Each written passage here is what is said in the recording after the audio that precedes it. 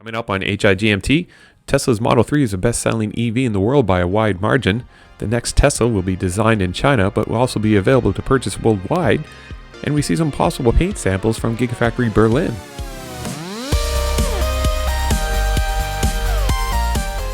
Welcome to How I Got My Tesla, the podcast of indeterminate length for Saturday, February 13th, 2021, episode 29.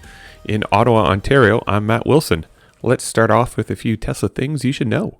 First off, a bit of a correction or clarification from the previous podcast.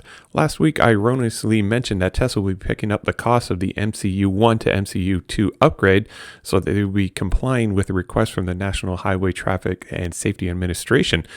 Turns out that in order to comply with the request from NHTSA, Tesla will be swapping out the faulty 8GB memory module and replace it with a more robust 64GB module. The swapping of the modules will not grant the Model S and Model X drivers with new features found in vehicles containing the newer MCU units. So if drivers wish to have access to these new features, they will need to schedule a complete infotainment upgrade. The Tesla Model 3 is the best-selling electric vehicle in the world, and it's not even a close race. Electric.co has a breakdown of the top 10 EVs available, and the Model 3 holds a 12% market share, while the next closest EV, the Wuling Hongguang Mini EV, a rather small, inexpensive urban car, has a 4% market share. And for those wondering, the Model Y placed number 4 with a 3% market share, which is pretty good since it's being produced out of Fremont and just recently out of Gigafactory Shanghai. While the Nissan Leaf was in third place in 2019, is now dropped to seventh place with a 2% market share. Tesla is expecting the Model Y to eat into and eventually overtake the Model 3's market share, and this will be accomplished by the additional production lines coming online in 2021 at Gigafactory Berlin and Gigafactory Texas. Now, it's also important to note that the Model Y production line at Gigafactory Shanghai is not yet at full capacity, so the number of delivered Model Ys will be significantly more those than were delivered in 2020. Our robot overlords have started to arrive at Gigafactory Texas, and so far they're behaving themselves quite nicely. But in all seriousness, I'm referring to the robots needed for the production of the Model Y and Cybertruck, and thanks to recent drone footage, we now can see robots that are currently being stockpiled out in the open and are shrink-wrapped to keep them away from their elements. Now, I'm not really sure why people are calling the $25,000 EV from Tesla as the next Model 2.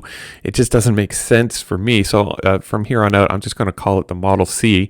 Anyways, according to InsideEVs.com, the next EV from Tesla might be unveiled at this year's Guangzhou Auto Show at late 2021. This speculation is pushed forward by Tesla completing an environmental assessment, which would also include road testing. China's Sina Motor seems to think that the next vehicle will be a compact hatchback that shares the same platform as the Model 3. Not only is the next Tesla slated to be announced later this year, but according to InsideEVs.com and also Teslarati.com, availability will not be confined to the China market. It is expected that the Model C will be also available worldwide. Tesla China President Tom Zhu mentioned in a recent interview that the Model C will not only be designed in China, but also be delivered globally. Tesla is currently building a research and development center right at Gigafactory Shanghai, and one of the very first projects coming out of the R&D center will be the Model 3. So there's a link to the interview in the Teslarati.com link in the show notes below. Now, in order for Tesla to be successful, they had to reach certain milestones in terms of production. So I think the latest milestone that they had to reach was the Model 3 full production. And that was really important so that we can get mass market adoption of an electric vehicle. And they previously had, the Model S and the Model X.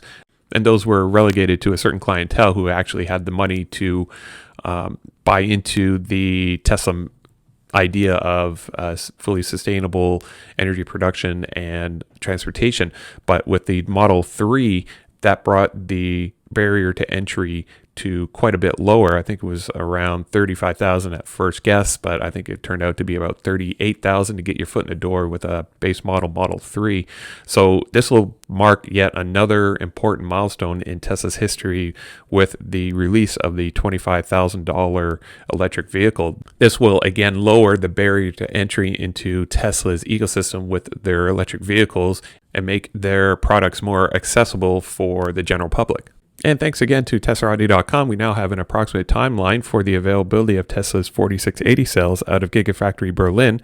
Within 2 years, it seems to be the consensus, and until then, Tesla will be using the traditional 2670 cells that for the first couple of years of the Model Y production. Tesla is currently working out the kinks and widespread production of the 4680 cells out of Fremont and is already expanding Gigafactory Nevada to provide these cells in large quantities. And it looks like we're going to get a sneak peek at some of the colors that are going to be rumored coming out of Tesla's most advanced paint shop at Gigafactory Berlin. TeslaAudio.com has pictures of one of Tesla's senior recruiters at Gigafactory Berlin where 4 die-cast models were placed on a white background of snow. The colors shown are a vibrant red, solid black, metallic blue, and a new deep green. Elon Musk previously mentioned that all new colors will be available from Gigafactory Berlin, including a deep crimson red.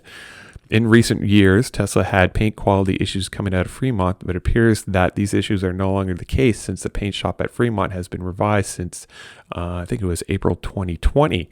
This is further backed up by Sandy Munro's recent look at the 2021 Model 3. Paint shops at Fremont and Gigafactory Shanghai will also have their paint shops retooled in the future, but those will have to wait until Gigafactory Berlin and Texas come online to make up for lost production. And while we're talking about Gigafactory Texas, we might as well take a look at some of the recent drone footage provided to us by Joe Tegmeyer and Jeff Roberts. In Joe Tegmeyer's February 10th video, he goes over some of the activities outside of the megapad area. Although no specifics were given, Joe does give us a relationship overview across many of the different areas that is owned by Tesla. In the northeast corner of the building, there are more precast elements that are being installed over the Model Y casting plant, which now includes precast roof elements similar to those used over the stamping plant to the south. Structural steel sections are continuing to be put in place while precast concrete wall panels are being wrapped around the stamping plant at the building's southeast corner. And actually, the entire building is now continuously connected from its northern limits down to its southern limits and from the eastern limits to the western limits. And that should pretty much do it for episode 29. Although episode 30 is not an overly significant number, I'm hoping to announce something special for listeners for the podcast. So if you are at all curious about what I'm planning for episode 30, be sure to check out the podcast next week. And if you're looking to purchase a Tesla and want 1,000 free supercharging miles, you can feel free to use my referral program link in the show notes below or head on over to ts.la/Matthew40942. And according to my Tesla account, it doesn't look like anyone has made use of that referral program link except for my friend Chatty.